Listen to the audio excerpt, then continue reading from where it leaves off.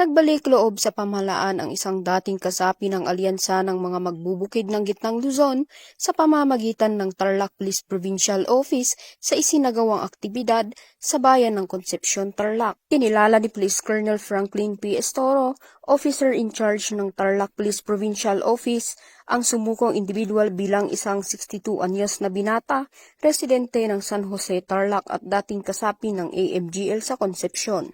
Isinuko rin ng dating kasapi ang isang caliber .22 revolver na walang serial number at walang bala.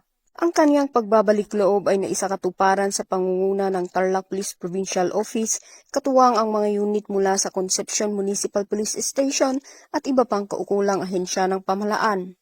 Ang pagsuko ng naturang individual ay bahagi ng patuloy na kampanya ng pamahalaan laban sa insurhensya at ilegal na pagdadala ng armas, kasabay ng panawagan ng Tarlac Police Provincial Office sa mga natitira pang kasapi ng Communist Terrorist Group at mga kaalyado nito na talikuran na ang armadong pakikibaka at piliin ang landas ng kapayapaan at pagbabago.